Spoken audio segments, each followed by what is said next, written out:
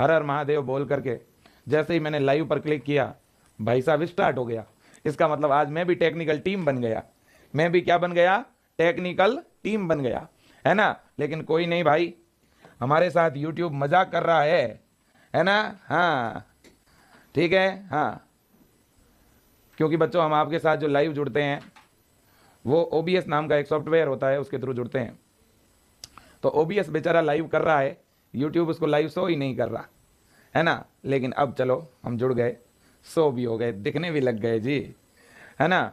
तो welcome welcome welcome WC WC WC, है ना। बिल्कुल शुरू करते हैं। हाँ मेरे दोस्तों, एक खुशखबरी के साथ शुरू करूंगा कि विजय एजुकेशन ने जो गिफ्ट की घोषणा करी थी वो दिन बहुत ही नज़दीक आ रहे हैं। 1 जनवरी 2026 से बेटा बहुत ही बड़ा गिव अवे शुरू होने जा रहा है, जिसके द्वारा विजय एजुकेशन का एक फ्री बैच है। विजय एजुकेशन का एक फ्री बैच है बेटा, और उस फ्री बैच के अंदर बहुत ही बड़ी संख्या में बच्चों ने एनरोल किया है। आपने अभी भी अगर फ्री बैच को ज्वाइन नहीं किया है तो विजय एजुकेशन का ऐप डाउनलोड करके आप भी फ्री बैच के साथ जुड़ जाइएगा।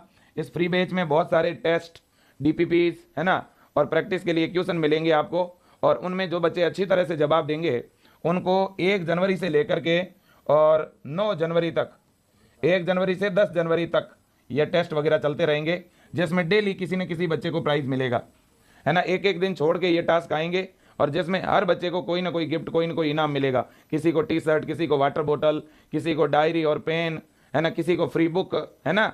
तो आप सब लोग जो हैं, जिन्होंने विजय एजुकेशन का कोई बैच लिया है तो भी ठीक, और कोई बैच अगर नहीं भी लिया हुआ है तो भी ठीक, ये जो गिव अवे वाला बैच है ये सभी के लिए फ्री है बेटा। ये एक फ्री बैच है विजय एजुकेशन ऐप के अंदर, और इस बैच की जो वैलिडिटी है वो केवल कितने दिन की है? 15 दिन की है ना। हाँ जी, 15 दिन के लिए ही एक फ्री बैच बनाया है बेटा, सिर्फ और सिर्फ आपको मोटिवेट करने के लिए, प्रेरित करने के लिए, है ना। और आप विजय एजुकेशन का ऐप डाउनलोड करके और इस बैच को ज्वाइन कर लो। इसमें 1 जनवरी से अलग अलग तरह के छोटे छोटे टास्क आती रहेगी, जिससे आपका नॉलेज भी बढ़ेगा, आपको अच्छे क्वेश्चंस भी मिलेंगे, और एक तरह से कंपटीशन भी होगा आप विजियंस में। ठीक है बेटा, चलो अब बेटा आज का सेशन हम स्टार्ट किए देते हैं।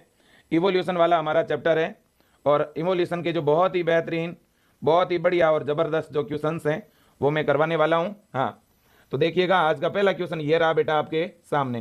क्वेश्चन क्या है? जीवाश्मों के अध्ययन को क्या कहते हैं? What is the study of fossil is called? बेटा फॉसिल की जो स्टडी है, जीवाश्मों का जो अध्ययन है, उसे हम किस नाम से जानते हैं? ये आपको बताना होगा। इकोलॉजी, पैलिएंटोलॉजी, बायोलॉजी या जूलॉजी? बताइएगा। Study of fossil, Jaya, Sania, Lokesh, Jyoti, Nargis, Subhash. हाँ बहुत ही बढ़िया बेटा। रश्मि, शिखा, कृति, शकीना, विवेक, बहुत खूब बेटा, बहुत ही बढ़िया। पैलिएंटोलॉजी होगा सर, बिल्कुल सही कह रहे हो। जीवाश्मों के अध्ययन को, फॉसिल की स्टडी को बेटा क्या कहते हैं? पैलिएंटोलॉजी। यहां मैं एक बात आपको बता देना चाहता हूं, आप लोग भी लिख लेना, जिनको अपन जीवाश्म कहते हैं, ये बेटा जीवाश्म हम कहां से निकालते हैं बताइए? कौन सी चट्टानों से? भाई चट्टान की खुदाई से प्राप्त होते हैं, इसमें तो कोई दो राय नहीं, लेकिन कौन सी चट्टान? ये एग्जाम में कई बार पूछा जाता है, कौन सी चट्टान की खुदाई से जीवाश्म प्राप्त होते हैं? मेरे प्यारे विजियंस, हमेशा ध्यान रखना बेटा, सेडिमेंट्री रॉक। लिख लेना सारे बच्चे अपने नोट्स के अंदर बेटा, सेडिमेंट्री रॉक। यह एग्जाम में क्वेश्चन आया हुआ है बेटा। अवसादी चट्टान, जीवाश्म कौन सी चट्टान से निकलते हैं? तो याद रखना बेटा, जीवाश्म जो हैं वो सेडिमेंट्री रॉक, यानी अवसादी जो चट्टान है ना, इन चट्टानों से निकलते हैं। बहुत ही बढ़िया। अगला क्वेश्चन है बेटा, अगला क्वेश्चन देखिएगा। Which method is use for dating for fossil या एज डिटर्मिनेशन ऑफ फॉसिल? बेटा फॉसिल की एज, फॉसिल कितना ओल्ड है या कितना न्यू है, यह कैसे पता चलेगा भाई? बताओ। देखे, जीवाश्म की आयु निर्धारण के लिए किस विधि का उपयोग किया जाता है? पहला है कार्बन डेटिंग, यानी कार्बन डेटिंग का दूसरा नाम है रेडियो एक्टिव कार्बन मेथड, दूसरा एक्सरे, तीसरा CT स्कैन, और चौथा है माइक्रोस्कोप। जल्दी बताना बेटा, सही क्या होगा? कौन से मेथड के द्वारा हम फॉसिल की एज पता लगा सकते हैं बेटा? जीवाश्म कितना पुराना है या कितना नया है, ये कैसे पता चलेगा? रेडियो लेबल कार्बन के द्वारा। अनुराधा बिल्कुल सही है बेटा, बिल्कुल सही कह रहे हो, है ना? रेडियो लेबल कार्बन के द्वारा, रेडियो सक्रिय कार्बन के द्वारा बेटा हम ये पता लगा लेंगे कि कोई भी जीव की मृत्यु के बाद उसके शरीर के अंदर जो कार्बन है वो लगातार अपघटित होता है बेटा, और उसी के आधार पे हम लोग ये पता लगा लेते हैं कि उसकी डेथ कितने समय पहले हुई थी, उसकी मृत्यु कितने समय पहले हुई थी बेटा। एक बार प्लीज इस सेशन को लाइक कर दीजिएगा सारे बच्चे। अगर आप विजय एजुकेशन पर पहली बार जुड़े हैं तो प्लीज बेटा इस चैनल को एक बार सारे बच्चे सब्सक्राइब कर दीजिएगा। एक बात आपको और बोल रहा हूं बेटा, आज अपना जो सेकंड चैनल है विजय क्लासेज के नाम से, आज अपना विजय क्लासेज के नाम से जो सेकंड चैनल है, जिसके ऊपर बेटा, जिसके ऊपर अपन एएनएम, जीएनएम और पैरामेडिकल के जो डिप्लोमा होते हैं, उन डिप्लोमा में एडमिशन के लिए प्रवेश परीक्षा की तैयारी करवाते हैं। आज अपना जो सेकंड चैनल है बेटा वो 1 लाख का होने जा रहा है। महज उसमें 200 सब्सक्राइबर घट रहे हैं भाई साहब। कितने? 200 सब्सक्राइबर घट रहे हैं। मैं आप सब बच्चों को कहना चाहता हूं, जैसे ही ये क्लास एंड हो जाए एक एक बार उस चैनल पे जाके बटन जरूर दबा देना। हाँ, अगले क्वेश्चन की तरफ चल रहे हैं भाई। क्यों है एग्जाम में आया हुआ है और कई बार आता है और आता रहेगा। क्वेश्चन है आर्कियोप्टेरिक्स किन 2 वर्गों के बीच की योजक कड़ी है? आर्कियोप्टेरिक्स एक तरह का फॉसिल है बेटा, यह एक प्रकार का जीवाश्म है, ध्यान रखना, जो हमें खुदाई से मिला था। Archaeopteryx is connecting link between which 2 class? ऐसे कौन से 2 वर्ग है जिनको जोड़ने वाली कड़ी है? बताओ देखें। एम्फीबियन और रेप्टाइल, रेप्टाइल और बर्ड, बर्ड और मैमल्स, फिश और एम्फीबियन। बताओ देखें किन को जोड़ने वाली कड़ी है और क्यों? अगर ये कनेक्टिंग लिंक है तो क्यों है बेटा? Reptile and bird. हाँ, भावनेश बिल्कुल सही है, विजय लक्ष्मी, मोहित, कामिनी बेटा, प्राची वर्मा, मंतासा, वेरी गुड। एक बार सारे बच्चों के लिए क्लैपिंग। वेरी गुड बेटा, शाबाश शाबाश शाबाश। रेप्टाइल एंड बर्ड, लेकिन क्यों? वजह क्या है? इसको हम सरीसृप और बर्ड के बीच की कनेक्टिंग लिंक क्यों कह रहे हैं बेटा? वजह क्या है इसकी? वजह यह है बेटा कि जब इसका फॉसिल हमें मिला, इसका जब जीवाश्म मिला, तो इस जीवाश्म को देख करके हम चकित रह गए बेटा। इसके अंदर रेप्टाइल वाले लक्षण भी थे और बेटा इसके अंदर बर्ड वाले लक्षण भी थे। यह पक्षियों की तरह भी दिख रहा था और यह बेटा सरीसृप की तरह भी दिख रहा था। तो सरीसृप के समान इसके अंदर टेल थी, यानी पूंछ थी। पक्षियों के समान इसमें बेटा फीदर थे, मतलब विंग थे, पंख थे, और इसके पास बीक थी, मतलब चोंच थी। ठीक है ना? तो पक्षियों वाले भी लक्षण और सरीसृप वाले भी लक्षण। जब इसका अध्ययन किया गया तो हमारे वैज्ञानिकों ने क्या कहा पता है बेटा? हमारे वैज्ञानिकों ने कहा कि आज के समय के जितने भी बर्ड है ना, बर्ड बेटा, इन बर्ड के पूर्वज कौन है? रेप्टाइल, यानी सरीसृप से ही पक्षियों की क्या हुई है बेटा?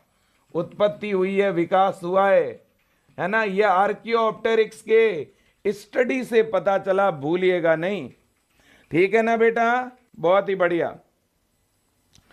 इसके बाद में जैसे ये क्वेश्चन है, आप देखो, जैसे कि ये आपके सामने क्वेश्चन है कि आर्कियोप्टेरिक्स में पक्षी का कौन सा लक्षण मौजूद था? Which bird character was present in archaeopteryx? Archaeopteryx में पक्षियों वाले कौन से लक्षण थे? कौन सा ऐसा लक्षण है जो पक्षियों वाला था? भाई रेप्टाइल वाला कौन सा था? आर्कियोप्टेरिक्स में सरीसृप वाला लक्षण। एक तो मैंने बोल ही दिया, टेल थी, इसके पास पूंछ, और इसके पास में टीथ थे, टीथ इन बीक। चोंच के अंदर दांत, मतलब जबड़े में दांत, चोंच में दांत। तो एक तो दांत का पाया जाना, पूंछ का पाया जाना, ठीक है ना? लेकिन पक्षियों वाले कौन से लक्षण थे? पंख का पाया जाना और चोंच का पाया जाना। ये बर्ड के समान कैरेक्टर थे, है ना, ये पक्षियों वाले लक्षण हैं, बर्ड कैरेक्टर इन आर्कियोप्टेरिक्स। ठीक है ना, याद रख लोगे बेटा, कोई दिक्कत नहीं। चलो जी आगे चलते हैं अगले क्वेश्चन की तरफ, है ना। हाँ जी, इसके बाद नेक्स्ट क्वेश्चन है, बहुत ही ज्यादा इंपॉर्टेंट है, वेरी वेरी मोस्ट बेटा। देखिए, डायनासोर पृथ्वी से लगभग कितने वर्ष पूर्व विलुप्त हो गए थे, बताओ। देखे, approx how many year ago did dinosaur become extinct from earth. कितने वर्ष पहले डायनासोर विलुप्त हो गए बेटा, कितने वर्ष पहले। हमारे पृथ्वी पे पहले डायनासोर रहा करते थे ना, बिल्कुल। डायनासोर क्या है, विशालकाय सरीसृप है, बहुत ही बड़े आकार के रेप्टाइल्स थे बेटा ये, है ना। कितने टाइम पहले विलुप्त हुए, 65 million year ago, 1000 year ago, 10 million year ago, या 200 ईयर अगो। बताओ सही कौन सा होगा, सही कौन सा होगा। आशा, वीरेंद्र, कविता, 65 ईयर नहीं लिख देना, एक बच्चा लिख रहा है 65 ईयर अगो। इसका मतलब तो हमारे दादाजी ने देखा होगा डायनासोरस को, है, क्या कहते हो, है भाई। जब हमारे देश में स्वतंत्रता की जंग चल रही थी तब तो डायनासोरस भी साथ में लड़ रहे होंगे, है ना। क्या लगता है भाई, 65 वर्ष वाले बच्चे हैं? कोई बात नहीं भाई, कोई बात नहीं, है ना। इतने भी अगर नए होते ना तब तो ठीक ही था भाई, तब तो एक आध तो आज भी बच ही जाता, है ना। अब देखो, तो 65 मिलियन ईयर अगो, 65 मिलियन वर्ष पहले ये धरती से गायब हो गए। और ये बात आप किसी को बताना मत। हुआ ये था बेटा, एक दिन मैं जंगलों से होके आ रहा था और कोई डायनासोरस था, उसने कुछ ज्यादा ही मतलब हरकत कर दी, बदमाशी करने लग गया, जंगलों में जानवरों को मारते खाते। तो मुझसे रहा नहीं गया, मैंने भाई साहब इन सब को धरती से, ठीक है ना, वो दिन है और आज का दिन है, एक डायनासोरस नहीं मिलेगा, सिर्फ आपको इसके जीवाश्म मिलेंगे, वो बात अलग है। अब तो समझ में आ गई विजय सर की ताकत, है ना। हाँ, अब देखो मित्रों सुनो, अब देखो, अब आप कहोगे सर फिर ये विजय सर कौन से हैं और वो वाले कौन से थे, हैं। हाँ, मैं एक दिन कह रहा था कि मैं पुनर्जन्म पे भरोसा नहीं करता, अब मैं कह रहा हूं कि मैं पुनर्जन्म पे भरोसा करता हूं। हाँ, अब देखो, तो ट्राइनोसोरस रेक्स की ऊंचाई लगभग कितनी थी, what was the approx height of tyrannosaurus rex. पहले तो सर ये टायरेनोसोरस है क्या, अरे भैया डायनासोरस के अंदर सबसे बड़ा, सबसे ज्यादा हाइट वाला डायनासोरस यही था, सबसे ऊंचा डायनासोरस, सबसे ऊंचा, सबसे बड़ा डायनासोर कितना बड़ा था सर, है। अब वो तो आप बताओगे, 10 फीट की, 20 फीट की, 50 फीट की, 5 फीट। 94% बच्चों ने भी जवाब दिया है 20 फीट। 20 फीट कितना होता है पता है आपको, ये विजय सर की जो हाइट है ना ये वाली, ये तो कोई 5-7 फीट भी नहीं, 7 फीट तो मैं ज्यादा बोल रहा हूं, है ना, 6 फीट के आसपास होगी। अब देखो बेटा, एक जो रूम होता है आपके घर, आपके जो मकान बने हुए हैं, जो कमरा बना हुआ है, उसकी हाइट है 10 फीट की। सामान्यतः एक कमरा जो है वो 10 फीट का होता है, एक कमरे के ऊपर एक कमरा और, मतलब कि एक ये फर्स्ट फ्लोर है, ये ग्राउंड फ्लोर। तो अब इसकी हाइट हो गई 20 फीट, इतनी हाइट थी, और लंबाई तो इससे भी ज्यादा, मतलब इतने ज्यादा ऊंचे, इतने ज्यादा बड़े, है ना। हाँ भाई साहब, 50 हाथियों को एक साथ निगलने की क्षमता रखते हैं ये, है ना। इतने विशालकाय थे, इसलिए धरती पर जब तक डायनासोर थे तब तक बाकी जीव जंतु तो बेचारे इवोल्व हो ही नहीं सकते। ये तो बाकी जीवों को तो छोड़ता ही नहीं था। जब ये विलुप्त हुए ना डायनासोर, तब जाकर के बेटा बाकी जंतु कहीं ना कहीं इवोल्व हुए। ठीक है ना, याद रखना इस बात को। तो सबसे ज्यादा हाइट अगर किसी की थी तो वो ट्राइरेनोसोरस रेक्स की थी। ओके, भूलना मत। अगले क्वेश्चन की तरफ चलते हैं। अगला क्वेश्चन है बेटा, what is meant by homologous organ? समजात अंग का क्या अर्थ है? ओहो, समजात अंग बेटा, एक होता है समजात अंग और दूसरा होता है समरूप अंग। एक होता है होमोलोगस तो दूसरा होता है एनालोगस। ये दोनों आपस में अपोजिट होते हैं। ठीक है बेटा, आपसे होमोलोगस पूछा है तो होमोलोगस का क्या अर्थ है बताओ? उत्पत्ति समान, कार्य अलग। Origin same, function different. उत्पत्ति अलग, कार्य समान। Origin different, function same. उत्पत्ति और कार्य दोनों समान, origin and function both are same. फिर उत्पत्ति और कार्य दोनों अलग, origin and function both different. बताओ जी, जो आंसर देगा ना वही ब्रिलियंट होगा, है ना? अरे जो आंसर देगा वही ब्रिलियंट होगा। हाँ, एक बच्चा तो बस लिख रहा है 100, 100, है ना? हाँ, हर प्रश्न पे ABCD नहीं लिख रहा, 100 लिख रहा है सीधा। पता नहीं इसका मतलब मैं समझ नहीं पा रहा हूं। मैं पानी पी लूं।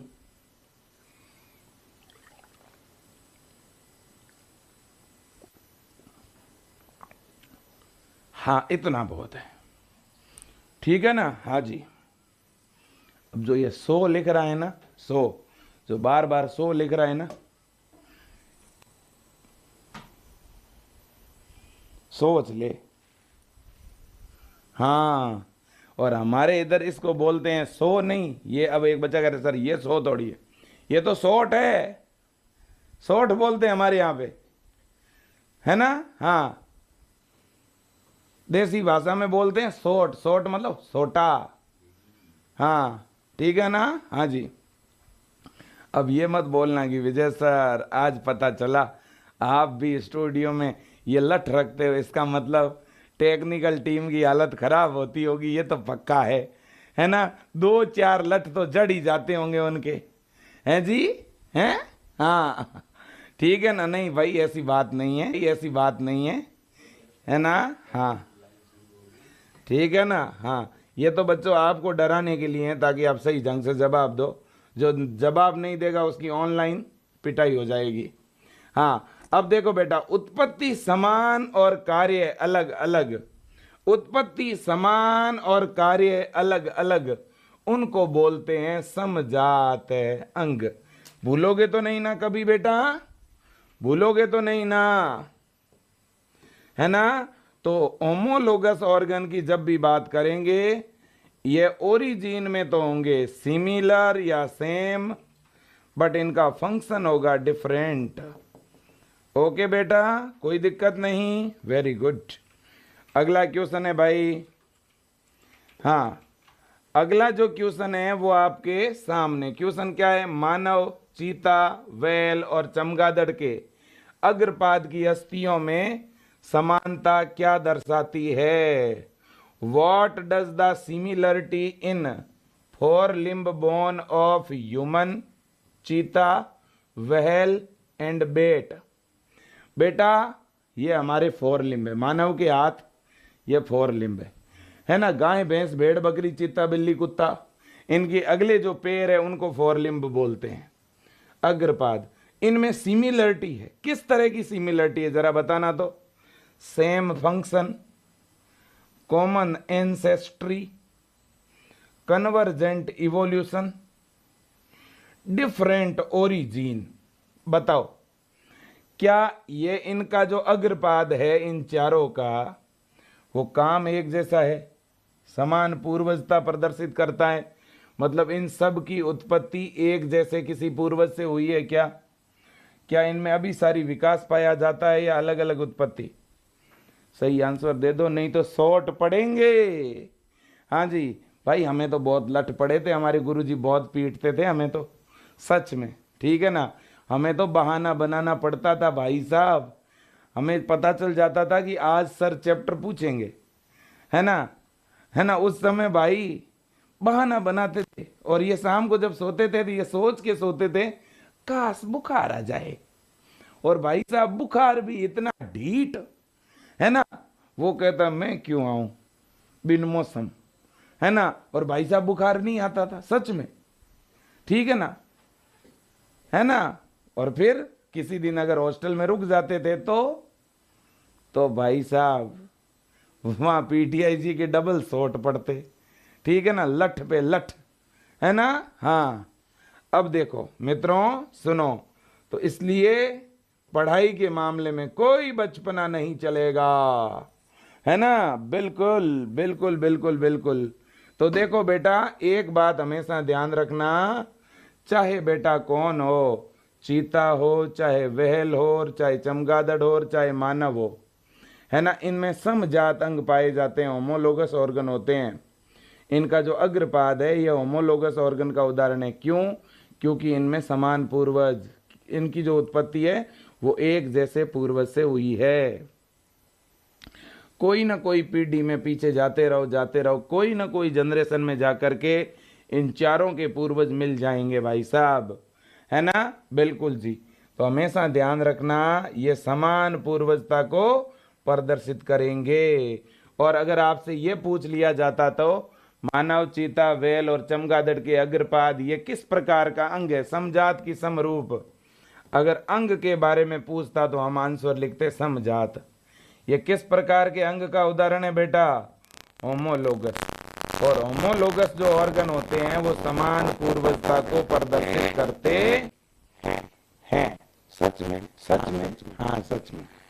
अब देखो बेटा, पक्षी के पंख, तितली के पंख, इसके उदाहरण है wing of bird and wing of butterfly are example of, बताओ, होमोलोगस, एनालोगस, वेस्टिजियल या डाइवर्जेंट इवोल्यूशन। इतना कठिन क्वेश्चन कहां से आया रे? हाँ, इसका अगर गलत आंसर दिया तो मैं सच में पिटाई कर दूंगा बेटा, सच में। हाँ, hello hello hello hello hello hello, voice आ रही है का? हेलो, हाँ। अब देखो मित्रों, पक्षी के पंख और तितली के पंख, बेटा पक्षी पंख के द्वारा फ्लाई करता है, बटरफ्लाई भी फ्लाई करती है, दोनों के पंख का काम एक जैसा है ना। तो जब कोई ऑर्गन का फंक्शन सिमिलर हो तो उसे एनालोगस बोलते हैं। तो राइट आंसर होगा एनालोगस ऑर्गन। एनालोगस ऑर्गन का हमेशा फंक्शन कैसा होगा बेटा? सिमिलर होगा। ये बात हमेशा ध्यान रखो, है ना। ये ऐसे ऑर्गन है जिनका काम क्या होता है बेटा? समान होता है, लेकिन इनकी उत्पत्ति जो होगी ना, ओरिजिन इनकी हमेशा अलग अलग होती है, उत्पत्ति कभी भी समान नहीं होगी। याद रख लोगे बेटा? कोई दिक्कत, कोई परेशानी नहीं है। ये क्वेश्चन कई बार आया हुआ है एग्जाम में, भूलना मना है।